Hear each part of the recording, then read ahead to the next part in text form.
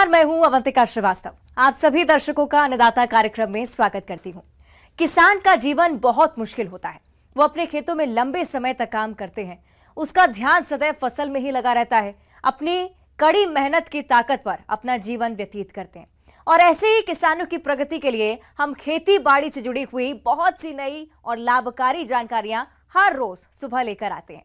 तो चलिए कार्यक्रम शुरू करते हैं। पहले देखते हैं क्या है आज के अन्नदाता में। धान की फसल में कीटों का नियंत्रण है जरूरी।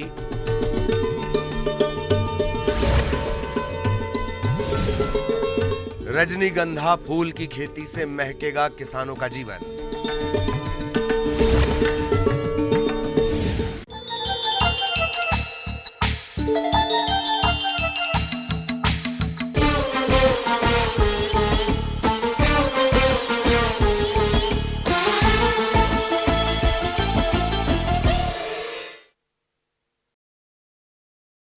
धान खरीफ मौसम में उगाई जाने वाली प्रमुख खाद्यान्न फसल है, लेकिन धान की फसल को नुकसान पहुंचाने में कीटों की भूमिका अधिक है। अगर समय रहते इसका नियंत्रण नहीं किया जाए तो पूरी फसल ही बर्बाद हो सकती है। ज्यादातर किसान धान की फसल में लगने वाले कीट के बारे में नहीं जानते, जिससे रोकथाम के जरूरी उपाय भी नहीं कर पाते। तो आप किस तरह से करें कीटों का समन्वित नियंत्रण, इसकी जानकारी लेते हैं कृषि विज्ञान केंद्र शहडोल के विषय विशेषज्ञ बृजकिशोर प्रजापति से।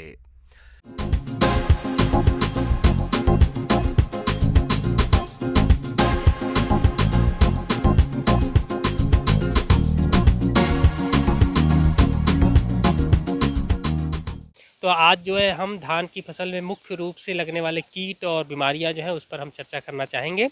तो धान की फसल में मुख्य रूप से जो लगने वाला प्रथम कीट है, जो हमारे क्षेत्र में बहुत ज़्यादा किसानों को प्रभावित करते हैं उत्पादन में, तो वह है तना छेदक, जिसको स्टेम बोरर भी बोला जाता है।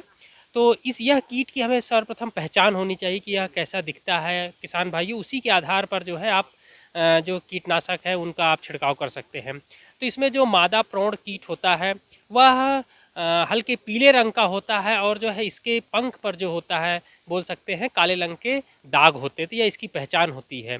यह कीट जो होता है धान की फसल की जो पत्तियां होती हैं उस पर अंडे जो होते हैं वह गुच्छे में देता है। तो इससे जो लार्वा निकलते हैं, यह लार्वा जो होते हैं जो कल्ले होते हैं, जिसको कंसे हमारे क्षेत्र में किसानों के द्वारा बोले जाते हैं धान की फसल में, जिसको टीलर्स भी बोला जाता है।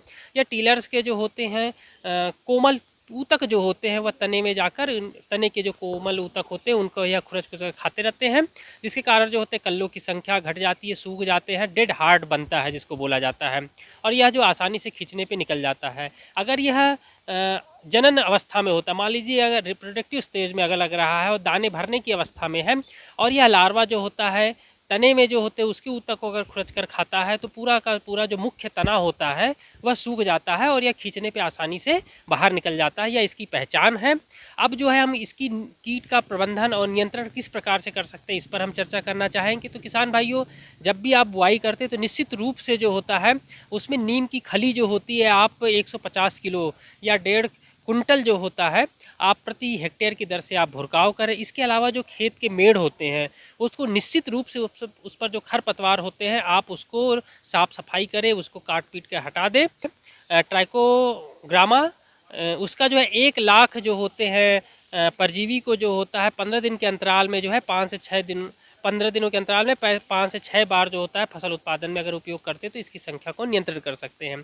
इसी प्रकार से जो होता है हम अगर प्राकृतिक खेती या जैविक खेती के अंतर्गत कर रहे हैं तो निमास्त, ब्रह्मास्त्र, अग्नि अस्त्र जो होता है उसकी 2 से 3 लीटर मात्रा को जो होता है 200 लीटर पानी में घोलकर प्रति एकड़ की दर से आप छिड़काव कर सकते हैं। खेत में 10 से 12 लाइट ट्रैप लगाएं। इससे रात के समय कीट प्रकाश की ओर आकर्षित होकर फंदे में फंसकर मर जाएंगे। कीटों की निगरानी व उनको आकर्षित करने के लिए फेरामोन ट्रैप का प्रयोग खेत में करें। इससे खेत में कीटों की संख्या का भी पता लगाया जा सकता है। कीट प्रकोप के प्रारंभिक अवस्था में कीटों की रोकथाम के लिए नीम से बने कीटनाशी दवाओं का छिड़काव करें। तना छेदक की रोकथाम के लिए कार्बोफुरान 3G 20 किलोग्राम प्रति हेक्टेयर की दर से भुरकाव करें या कार्टाप हाइड्रोक्लोराइड 4% 18 किलोग्राम प्रति हेक्टेयर की दर से घोल बनाकर छिड़काव करें। जो है दूसरा कीट हमारे जिले में बहुत ज़्यादा प्रभावित कर रहा है कैसवम। इस कीट का पहचान जो होती है, इसके लक्षण जो होते हैं, आप जान सकते हैं कि इसके जो लार्वा होते हैं, पत्ती जो धान की फसल है उसकी ऊपर की पत्तियों को छोटे छोटे टुकड़ों में काट देते हैं और केज नुमा संरचना मतलब ट्यूब की नुमा संरचना जो होती है वो पत्तियों में लटकती रहती है। यह जो पानी जो होता है खेत का उसमें यह तैरते रहता है, तो यह इसकी मुख्य पहचान होती है। अब इस कीट के नियंत्रण के लिए जो होता है किसान भाइयों, सर्वप्रथम जो होता है आप किसान रस्सी जो है दोनों मेढ़ों पर बांध कर जो है फसल के ऊपर से अगर रस्सी को हम चलाते हैं तो उससे जो है लार्वा जो होता है वह गिर जाता है पानी में। उसके प्रकार पानी को जो है आप बाहर निकाल दें और जो होता है रेत जो होती है 50 किलो रेत की मात्रा में जो होता है 5 किलो केरोसिन की मात्रा को जो आप मिलाकर जो है अगर खेत में भुरकाव करते हैं प्रति हेक्टेयर की दर से, तो निश्चित रूप से यह कीट के नियंत्रण कर सकते हैं। पत्ती लपेटक कीट। पत्ती लपेटक सूंडी हरे रंग के शरीर तथा गहरे भूरे रंग की सिर वाली होती है। इसकी लंबाई 2 से 2.5 सेंटीमीटर होती है। ये पत्तियों को दोनों किनारों को जोड़कर नाली नुमा रचना बनाती हैं। यह कीट उसी के अंदर रहकर हरे पदार्थ को खुरच कर खाती हैं। यह सूंडी 20 से 30 दिन के जीवन काल में कई पत्तियों को नुकसान पहुंचाती हैं। यांत्रिक नियंत्रण की बात करें तो कीड़ों के अंड समूहों, सूड़ियों, प्यूपों तथा वयस्कों को इकट्ठा करके नष्ट कर दें। कीट ग्रस्त पौधों या उनके भागों को उखाड़कर जला दें। खेत में जगह जगह पर बांस खूंटियां लगाएं जिससे पक्षी कीड़े खाकर नष्ट कर सकें। मित्र कीड़ों का संरक्षण करें। खेत में 10 से 12 लाइट ट्रैप लगाएं। इससे रात के समय कीट प्रकाश की ओर आकर्षित होकर फंदे में फंसकर मर जाएंगे। अगर कीटों की संख्या अधिक हो और जैवनाशी से नियंत्रण नहीं हो पा रहा हो तब रासायनिक कीटनाशी दवाओं का प्रयोग करना चाहिए। पत्ती लपेट कीट की रोकथाम के लिए मोनोक्रोटोफॉस दवा का 2 मिलीलीटर प्रति लीटर पानी के हिसाब से घोल बनाकर छिड़काव करें। अब तीसरा जो कीट मुख्य रूप से हमारे धान की फसल में लगने वाला है वह जो होता है गाल मिर्च, जिसको गंगई भी वो हमारे किसानों के द्वारा बोला जाता है। और गंगई की कीट की पहचान जो होती है, यह कीट जो होता है मच्छर के समान जो होता है, छोटा छोटा और पीले रंग का होता है। यह आप देखोगे फसलों में उड़ता हुआ मिलेगा। इसके मैगट्स जो होते हैं, मैगट जो होते हैं मुख्य रूप से अगस्त महीने से लेकर अक्टूबर माह तक जो है यह कीट धान की फसल में लगता है। और गंगई कीट का जो मैगट्स होता है, यह जो टीलर्स होते हैं जिसको कंसे हमारे किसानों के द्वारा बोला जाता है, वह सभी कंसों में जो होता है यह खुरच खुरच कर खाते हैं तने को या कंसे को, जिसके कारण जो होते हैं पत्तियां जो होती हैं लंबी हो जाती हैं, ट्यूब नुमा संरचना हो जाती हैं और यह प्याज के पत्ते के समान दिखाई देने लगती हैं। यह इसकी पहचान होती है। इस कीट के भी नियंत्रण के लिए जो होता है आप फिप्रोनिल नामक दवा जो होती है 0.3 ग्राम की जो होती है उसकी 25 kg मात्रा को जो होता है प्रति हेक्टेयर की दर से आपको भुरकाव करना होता है। या काटाप हाइड्रोक्लोराइड जो होता है उसकी भी 25 kg मात्रा को प्रति हेक्टेयर की दर से छिड़काव करने से जो होता है आप इस कीट का नियंत्रण कर सकते हैं। किसान भाइयों, अभी तक आपने खेती से जुड़े हुए कुछ उपयोगी जानकारियां देखी। अब लेते हैं एक छोटा सा ब्रेक। जल्दी लौटेंगे और कार्यक्रम में आगे भी हैं खेती बाड़ी से जुड़ी महत्वपूर्ण जानकारियां, तो बने रहिए हमारे साथ।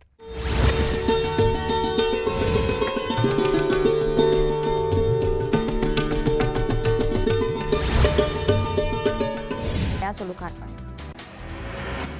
बीजेपी के पूर्व विधायक गिरिजा शंकर शर्मा और सिंधिया समर्थक भक्ति तिवारी कांग्रेस में शामिल, कमलनाथ ने दिलाई सदस्यता।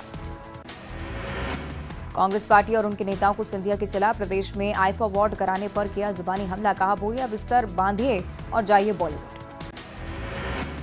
नरसिंहपुर में बाल संप्रेक्षण गृह से भागे 5 बच्चे, कर्मचारी के साथ मारपीट कर भागे बच्चे, स्टेशन थाने में दर्ज मामला। रतलाम में बीजेपी की जन आशीर्वाद यात्रा में विवाद, भाजयुमो के 2 नेता आपस में भिड़े, शुभम गुर्जर और राकेश पाटीदार को बीजेपी ने नोटिस जारी किया। रतलाम में मोबाइल टावर पर चढ़ा सिरफराज आशिक, एक तरफा प्यार का मामला, नामली कस्बे की घटना। छत्तीसगढ़ बीजेपी 12 सितंबर से निकालेगी परिवर्तन यात्रा, केंद्रीय गृह मंत्री अमित शाह दिखाएंगे हरी झंडी, मां दंतेश्वरी का आशीर्वाद लेकर करेगी शुरुआत।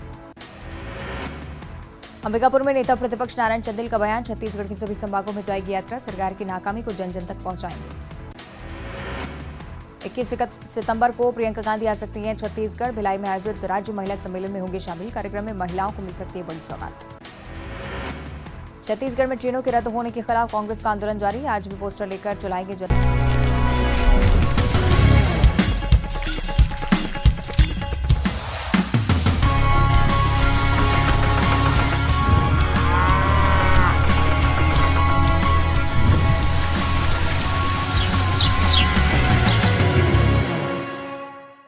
ब्रेक के बाद आप सभी दर्शकों का अन्नदाता में स्वागत है। चलिए अब रुक करते हैं अगली कड़ी की ओर।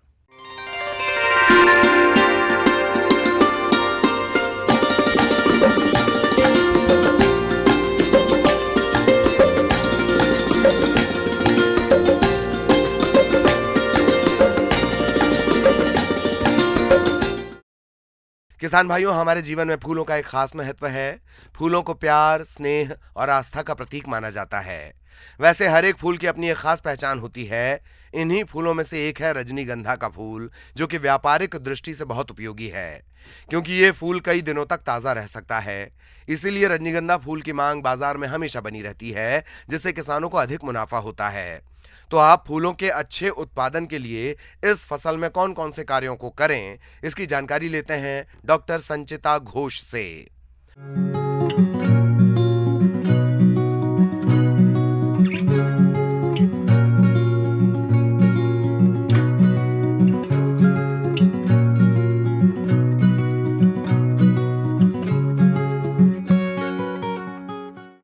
किसान भाइयों, ये रजनीगंधा एक व्यावसायिक पुष्प है।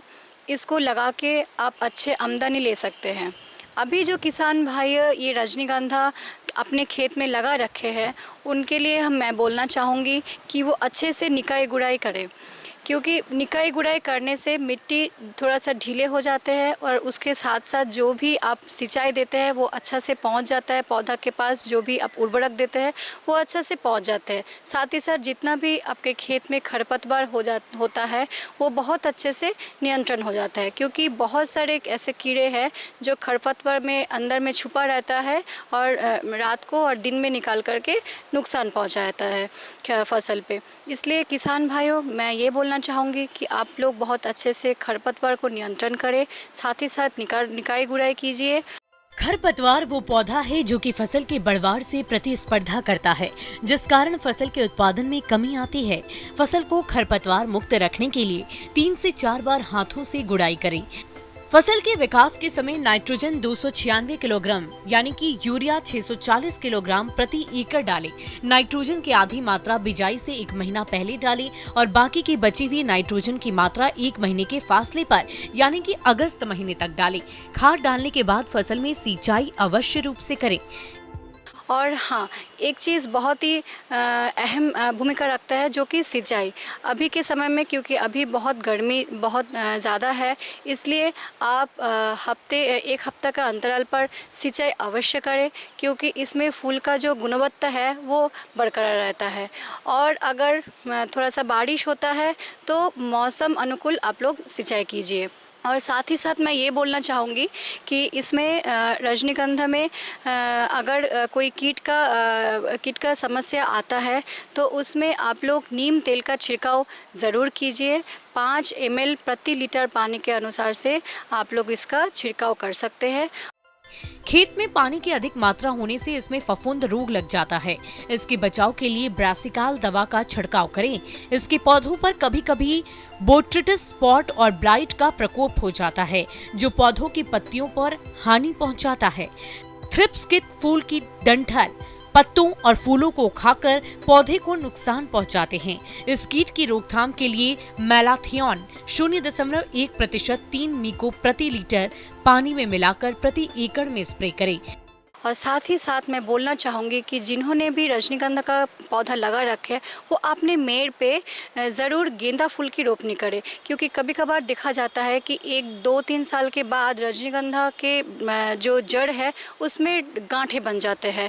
तो ये जो गेंदा की पौधा है, ये जो निमाटोड्स, ये गांठ क्यों बनता है? क्योंकि निमाटोड्स के लिए। तो ये निमाटोड्स को दूर भगाता है, क्योंकि ये रिपेलेंट की तरह काम करता है।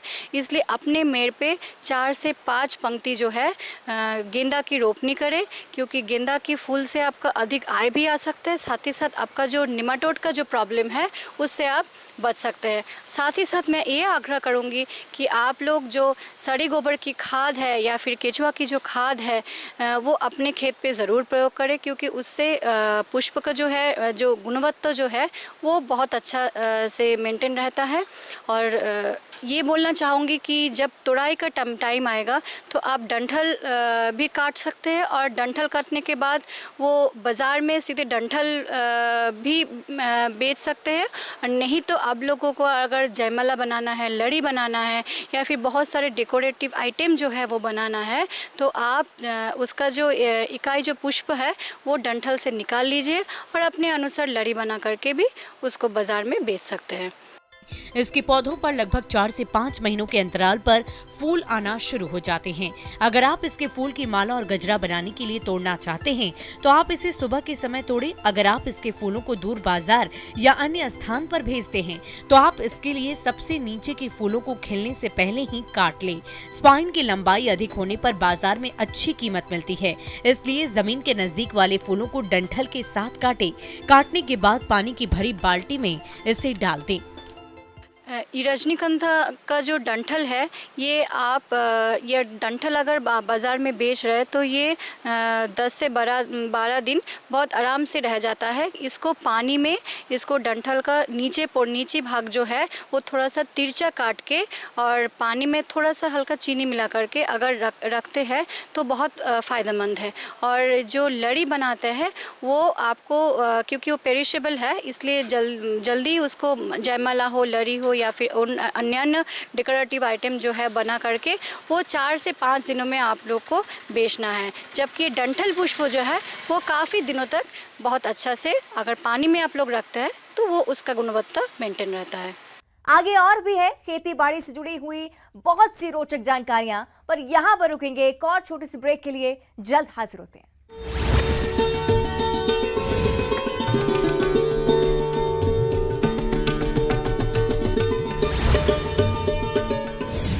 होंगे शामिल। कांग्रेस के आंदोलन पर नारायण चंदेल का बयान। कांग्रेस के पास कोई मुद्दा नहीं, जनता का दिमाग डाइवर्ट करने के लिए आंदोलन। अंबिकापुर में नशे के खिलाफ पुलिस की कार्रवाई। 3 लाख की ब्राउन शुगर के साथ महिला गिरफ्तार। ब्रह्मपारा में मुखबिर की सूचना पर कार्रवाई।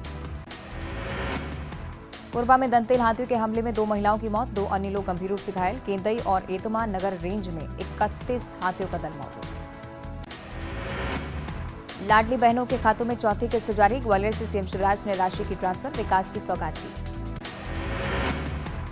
ग्वालियर को सीएम ने 387 करोड़ रुपए की योजनाओं की सौगात दी। 23 कार्यों का शिलान्यास और लोकार्पण। बीजेपी के पूर्व विधायक गिरिराज शंकर शर्मा और सिंधिया समर्थक भक्ति तिवारी कांग्रेस में शामिल। कमलनाथ ने दिलाई पार्टी की सदस्यता।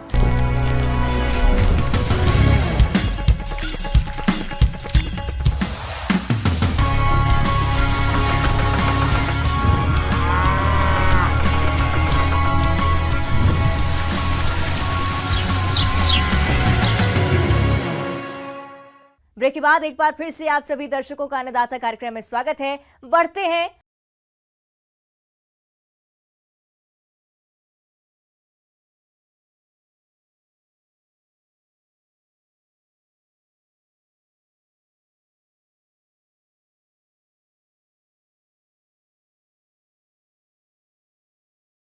अपने राज्य में किसान डेयरी व्यवसाय अपनाकर अच्छी आय कमा रहे हैं, लेकिन पशुपालक साल भर अपने पशुओं को पौष्टिक आहार नहीं खिला पाते हैं। इसी के साथ कई पशुपालक दाना बाजार से खरीदकर पशुओं के लिए आहार की पूर्ति करते हैं, जो काफी महंगा होता है। ऐसे में अगर किसान पशुओं के आहार में अजोला का समावेश करें तो इन सारी समस्याओं से काफी हद तक निजात पा सकते हैं।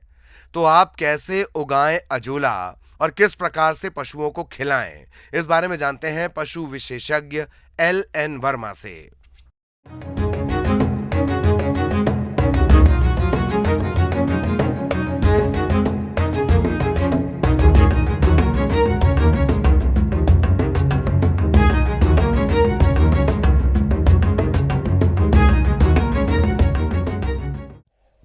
पशुपालन में चाहे गाय हो, भैंस हो, भेड़ हो, बकरी हो, मुर्गियां हो, खरगोश हो, बटेर पालन हो, इनमें आहार के लिए सबसे ज़्यादा खर्चा आता है।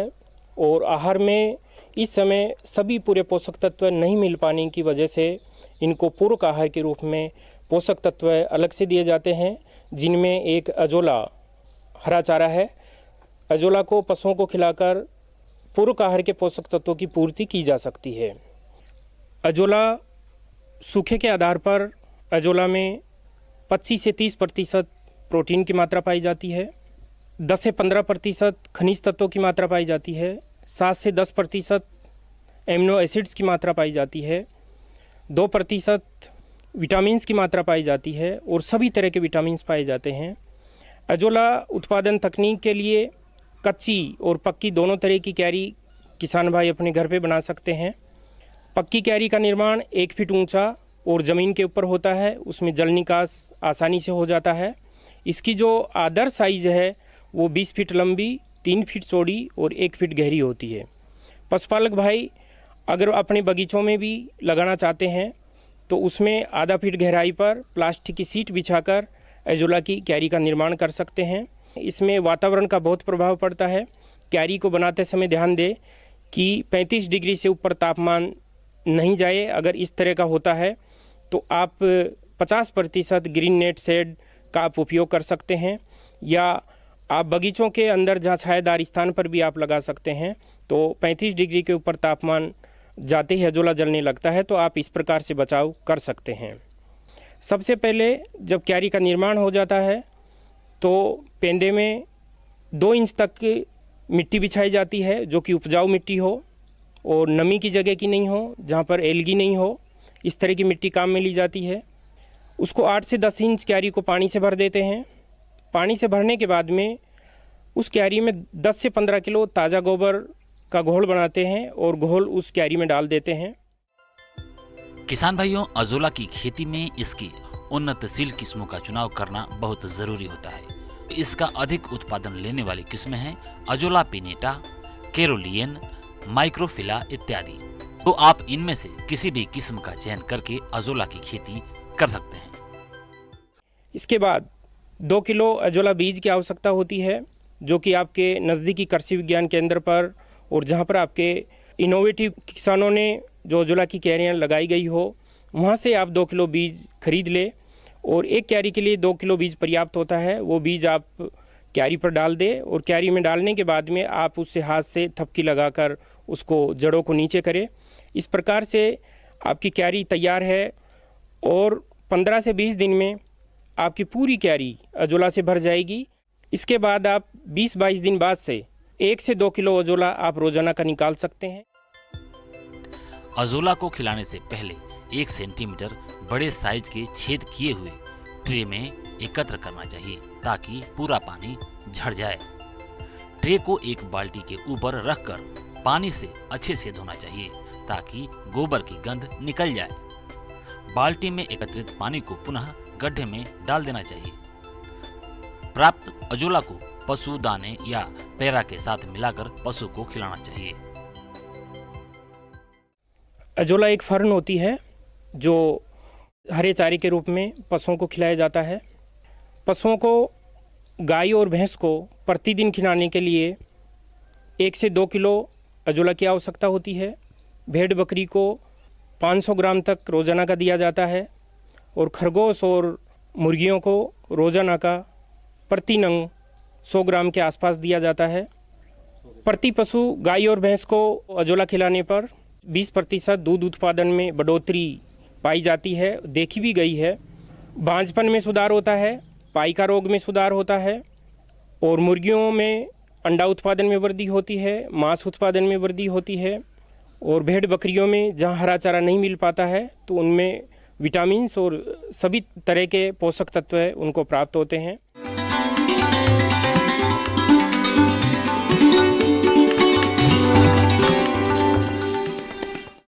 अन्नदाता हेल्पलाइन निशुल्क फोन संपर्क सेवा के माध्यम से आपके द्वारा पूछे गए प्रश्नों में से 1 या 2 महत्वपूर्ण प्रश्न को हम अपने कार्यक्रम में शामिल करते हैं। इसी के तहत आज का चयनित प्रश्न और उसका जवाब इस प्रकार है।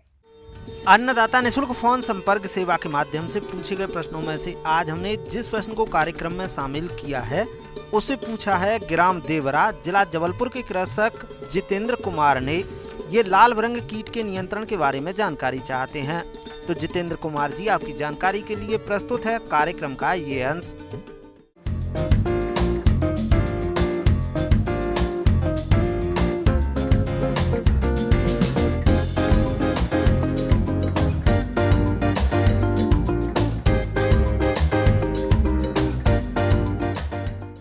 अभी आपके खेतों में लत्तर वाली फसलें उगी हुई होंगी, तो अभी आप इस समय मार्च में ज़्यादातर देखा जा रहा है कि रेड पम्पकिन बीटल, और इसे हम हिंदी में कहते हैं लाल कद्दू कीट, इसका प्रकोप आप देख सकते हैं अपने खेतों में।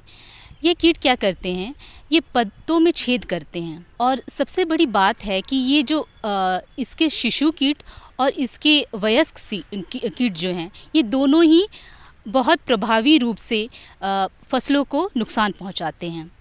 और ये कीट क्या करते हैं, जो वयस्क कीट हैं ये तनों में और फिर जड़ों में भी जाके नुकसान करते हैं, जिससे कि पौधे कमज़ोर हो जाते हैं। तो अब इस कीट के प्रबंधन के लिए हम लोग क्या कर सकते हैं? सबसे पहली बात तो किसान भाइयों, खरपतवार ज़रूर हटाएं। हम कीटनाशक कार्बाराइल 50 WP का उपयोग कर सकते हैं। उसे हम 1.5 ग्राम पर लीटर पानी में डाल के हम उसका घोल तैयार करेंगे। फिर उसे या तो सिंचाई में उपयोग करें या तो उसका छिड़काव करें। ये हम कर सकते हैं 15 से 20 दिन के अंतराल में आप इसका छिड़काव कर सकते हैं, उपयोग कीजिएगा। अगर आप किसान भाइयों ऑर्गेनिक फार्मिंग कर रहे हैं तो आप जैविक कीटनाशक का उपयोग कीजिएगा। तो इसमें क्या है, आप नीम तेल का यूज़ कर सकते हैं। ये आप 2 ml पर लीटर पानी में घोल तैयार करके इसका छिड़काव कीजिए।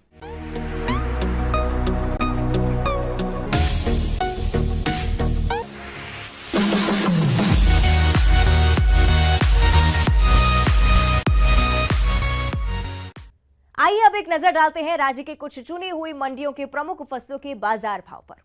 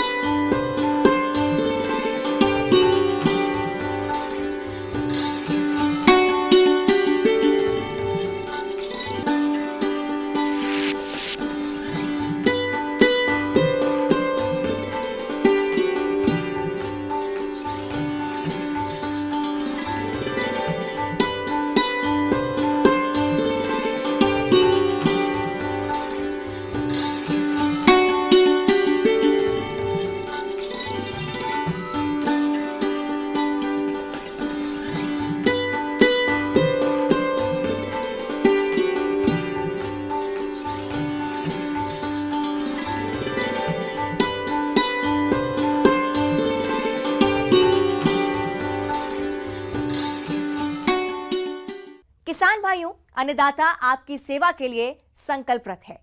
कृषि संबंधित समस्या और सुझावों के लिए आप हमें इस पते पर संपर्क कर सकते हैं। प्रोड्यूसर अन्नदाता news 18 Madhya Pradesh Chhattisgarh, Ramoji film city, Hyderabad 501512।